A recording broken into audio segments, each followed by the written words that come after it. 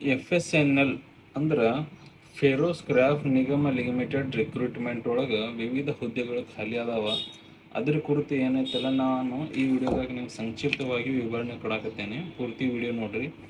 ಅಂದರೆ ನಾ ಕೊಡುವಂಥ ಮಾಹಿತಿ ಏನೇನಪ್ಪ ಅಂದ್ರೆ ಉದ್ಯೋಗದ ವಿವರಗಳು ಮತ್ತು ಅದಕ್ಕೆ ಸಂಬಂಧಪಟ್ಟಂಗೆ ವಿದ್ಯಾರ್ಹತೆ ಏನು, ಅನುಭವ ಏನು ಬೇಕು, ವಯೋಮಿತಿ ಎಷ್ಟಿರಬೇಕು, ವೇತನ ಶ್ರೇಣಿ ಎಷ್ಟದ, ಅರ್ಜಿ ಶುಲ್ಕ ಎಷ್ಟದ, ಆಯ್ಕೆ ವಿಧಾನ ಹೇಗಿರುತ್ತೆ ಮತ್ತು ಪ್ರಮುಖ ದಿನಾಂಕಗಳು ಈ ಮತ್ತು ಇದಕ್ಕೆ ಸಂಬಂಧಪಟ್ಟಂಗೆ ಅಧಿಕೃತ ವೆಬ್ಸೈಟು ಮತ್ತು ಅಫಿಷಿಯಲ್ ನೋಟಿಫಿಕೇಶನ್ ಲಿಂಕ್ ಎಲ್ಲನೂ ಏನೈತಲ್ಲ ವಿಡಿಯೋದಲ್ಲಿ ನಾನು ಡಿಸ್ಕ್ರೈಬ್ ಮಾಡಕತ್ತೀನಿ.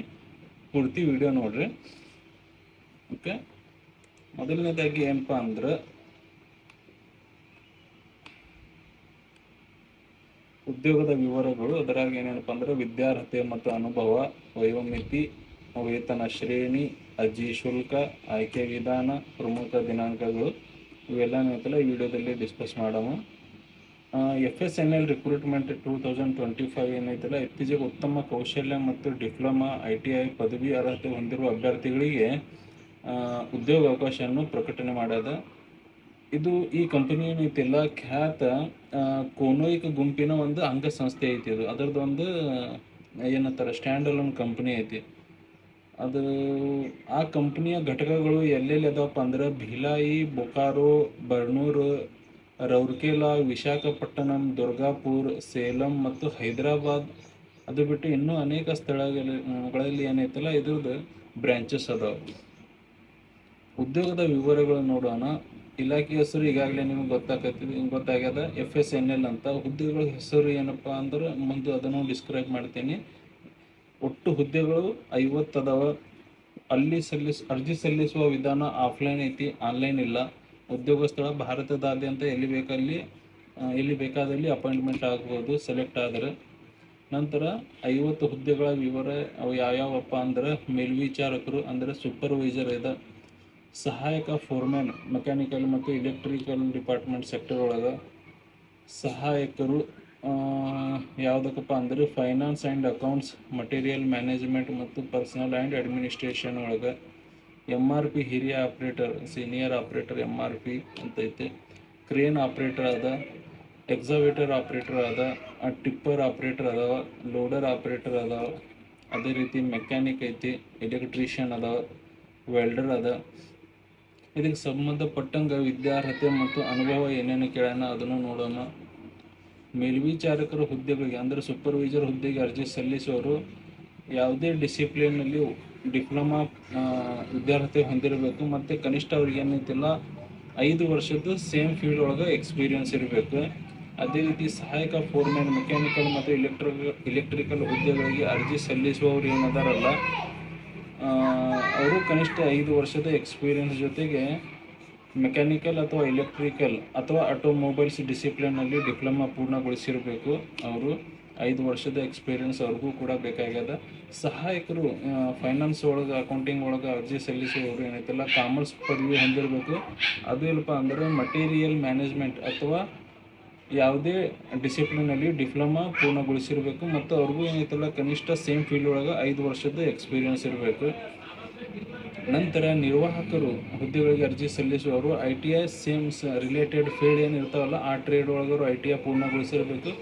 ಅವ್ರಿಗೂ ಏನೈತಿಲ್ಲ ಕನಿಷ್ಠ 2 ವರ್ಷ ಹಳೆಯದಾದ ಹೆವಿ ಇಕ್ವಿಪ್ಮೆಂಟ್ ಲೈಸೆನ್ಸ್ ಅವ್ರಿಗೆ ಕಡ್ಡಾಯವಾಗಿ ಅವರು ಹೊಂದಿರಬೇಕು. ಇನ್ನು ಮೆಕ್ಯಾನಿಕ್ ಮತ್ತು ಎಲೆಕ್ಟ್ರಿಷಿಯನ್, ವೆಲ್ಡರ್ ಪೋಸ್ಟಿಗೆ ಅರ್ಜಿ ಸಲ್ಲಿಸುವವರು ಏನೈತಲ್ಲ ITI ಮುಗಿಸಿರಬೇಕು. ಸೇಮ್ ರಿಲೇಟೆಡ್ ಟ್ರೇಡಿಗೆ ಸಂಬಂಧಪಟ್ಟಂಗೆ ಎಲೆಕ್ಟ್ರಿಕಲ್ ಮತ್ತು ವೆಲ್ಡರ್ ಮತ್ತು ಸರ್ಟಿಫೈಡ್ ವೆಲ್ಡರ್ ಪ್ರಮಾಣ ಪತ್ರ ಹೊಂದಿರತಕ್ಕದ್ದು. ಅದರ ಜೊತೆಗೆ ಅವ್ರಿಗೆ ಏನೈತಲ್ಲ ಕನಿಷ್ಠ 1 ವರ್ಷದ ಎಕ್ಸ್ಪೀರಿಯನ್ಸ್ ಕೇಳೋಣ ಅದನ್ನು ಅವ್ರ ಹತ್ರ ಇರಬೇಕು. ಇನ್ನೊಂದು ಇಂಪಾರ್ಟೆಂಟ್ ಪಾಯಿಂಟ್ ಏನಪ್ಪ ಅಂದ್ರೆ ಎಲ್ಲ ಹುದ್ದೆಗಳಿಗೆ ಕನಿಷ್ಠ ಅರ್ಜಿ ಸಲ್ಲಿಸುವವರು ತಮ್ಮ ಸಂಬಂಧಪಟ್ಟ ಟ್ರೇಡ್ ಅಥವಾ ಡಿಸಿಪ್ಲಿನಲ್ಲಿ ಕನಿಷ್ಠ 60% ಮಾರ್ಕ್ಸ್ ತೊಗೊಂಡಿರ್ಬೇಕು. ಅಂದರೆ ಅವರು ಎಲಿಜಿಬಲ್ ಇರ್ತಾರೆ. 59 ಅಥವಾ ಅದಕ್ಕಿಂತ ಕಡಿಮೆ ಪರ್ಸೆಂಟೇಜ್ ತೊಗೊಂಡವರು ಈ ಅರ್ಜಿ ಸಲ್ಲಿಸಕ್ಕೆ ಅರ್ಹರಿರಂಗಿಲ್ಲ. ನಂತರ ವಯೋಮಿತಿ ಬಗ್ಗೆ ನೋಡೋಣ. ಅಭ್ಯರ್ಥಿಗಳ ಗರಿಷ್ಠ ವಯೋಮಿತಿ 35 ವರ್ಷಗಳು ನಿಗದಿ ಮಾಡ್ಯಾರ. ಏಜ್ ಲಿಮಿಟ್ ಏನೈತಿಲ್ಲ ಅರ್ಜಿ ಸಲ್ಲಿಸಲು ಕೊನೆಯ ದಿನಾಂಕ 24/7/2025 ಅವರು ಕ್ಯಾಲ್ಕುಲೇಷನ್ ಮಾಡ್ತಾರೆ. ಆ ತಾರೀಕಿಗೆ ನಿಮ್ಮದು ಗರಿಷ್ಠ ವಯಸ್ಸು 35 ಇರಬೇಕು ಅಥವಾ ಅದಕ್ಕಿಂತ ಕಡಿಮೆ ಇರಬೇಕು. ಕನಿಷ್ಠ ಅಂತೂ 18 ಲಿಮಿಟ್ ಇರ್ತದೆ. ಈ ಎಲ್ಲ ಅಭ್ಯರ್ಥಿಗಳು ಕಡ್ಡಾಯವಾಗಿ ಭಾರತೀಯ ನಾಗರಿಕರಾಗಿರಬೇಕು. ಅದೇ ರೀತಿ ಸ್ಯಾಲ್ರಿ ಏನೈತಿಲ್ಲ, FSNL ನೇಮಕವಾಗುವ ಅಭ್ಯರ್ಥಿಗಳಿಗೆ ಅವರಿಗೆ ಸಪ್ರೇಟಾಗಿ ಸ್ಯಾಲ್ರಿ ನಿಗದಿ ಮಾಡ್ಯಾರ. PS1 ಹುದ್ದೆಗಳಿಗೆ 25,070 ಪ್ರತಿ ತಿಂಗಳು, PM0 ಹುದ್ದೆಗಳಿಗೆ 27,080 ಪ್ರತಿ ತಿಂಗಳು. ಅದೇ ರೀತಿ PS1 ಹುದ್ದೆಗಳಿಗೆ ಅರ್ಜಿ ಸಲ್ಲಿಸುವವರು ಆಯ್ಕೆಯಾದವರಿಗೆ ಪ್ರತಿ ತಿಂಗಳ 27,710 ರೂಪಾಯಿ ಸ್ಯಾಲ್ರಿ ಇರ್ತದೆ. ಅದೇ ರೀತಿ ವೇತನ ಶ್ರೇಣಿ, PF, ಸಾಗಣೆ ಭತ್ಯೆ, ಎಕ್ಸ್ ಗ್ರಾಟಿಯಾ ಮುಂತಾದವು ಕೂಡ ಕಂಪನಿಯ ನೀತಿಗಳ ಪ್ರಕಾರ ಲಭ್ಯ ಇರ್ತವೆ. ಪ್ರಥಮ ಬಾರಿಗೆ ನೇಮಕಗೊಂಡವರು 1 ವರ್ಷದ ಗುತ್ತಿಗೆ ಅವಧಿಗೆ ನೇಮಕವಾಗಿರ್ತಾರೆ.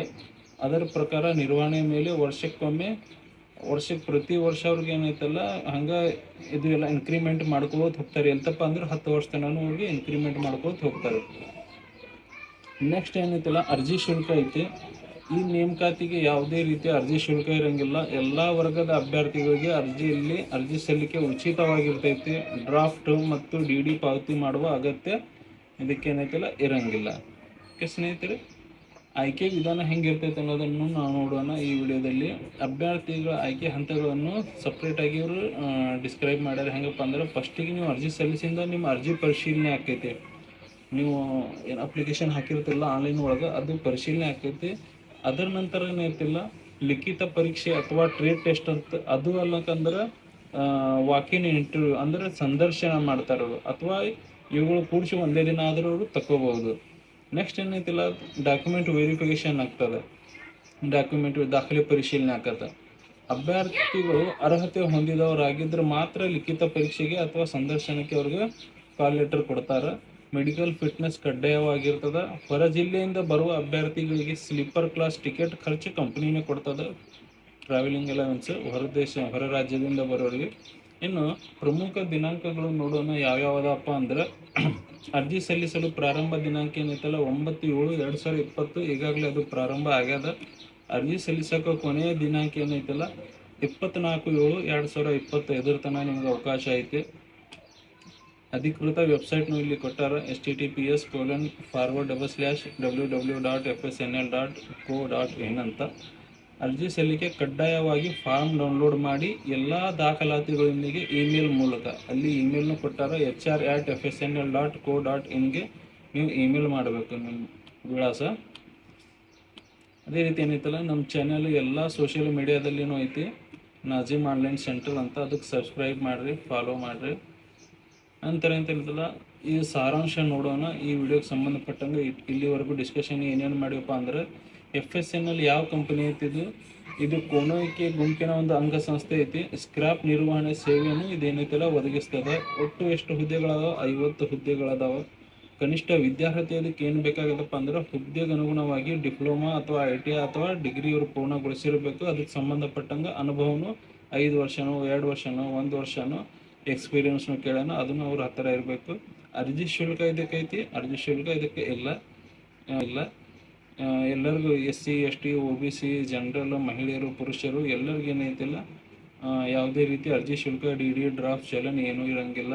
ಆಯ್ಕೆ ವಿಧಾನ ಹೆಂಗಿರ್ತೈತಿ, ಅರ್ಜಿ ಪರಿಶೀಲನೆ ಆಕೈತಿ, ನಂತರ ರಿಟರ್ನ್ ಟೆಸ್ಟ್ ಆಗ್ತಾವೆ, ಟ್ರೇಡ್ ಟೆಸ್ಟ್ ಆಗ್ತಾವೆ, ವಾಕಿನ್ ಇಂಟರ್ವ್ಯೂ ಸಂದರ್ಶನ ಆಕೈತಿ. ಈ ನಂತರ ಆಯ್ಕೆ ಪ್ರಕ್ರಿಯೆ ನಡೀತದೆ. ಓಕೆ ಸ್ನೇಹಿತರೆ, ಈ ವಿಡಿಯೋದಲ್ಲಿ ಇಷ್ಟೇ. ಮತ್ತೆ ಸಿಗೋಣ ಮುಂದಿನ ವಿಡಿಯೋದಲ್ಲಿ. ಅದೇ ರೀತಿ ಈ ಅಪ್ಲಿಕೇಶನ್ ಲಿಂಕ್ ಅಥವಾ ನೋಟಿಫಿಕೇಶನ್ ಆಫೀಸಿಯಲ್ ಲಿಂಕ್ ಏನೈತಲ್ಲ ಈ ವಿಡಿಯೋ ಡಿಸ್ಕ್ರಿಪ್ಷನ್ ಬಾಕ್ಸಲ್ಲಿ ಕೊಟ್ಟಿರ್ತೀನಿ. ಅಲ್ಲಿಂದ ನೀವು ಅದರದ್ದು ಆಫೀಸಿಯಲ್ ನೋಟಿಫಿಕೇಶನ್ ನೋಡ್ಕೋಬೋದು, ಅರ್ಜಿ ಫಾರ್ಮ್ ಡೌನ್ಲೋಡ್ ಮಾಡ್ಕೋಬೋದು. Okay, thank you once again.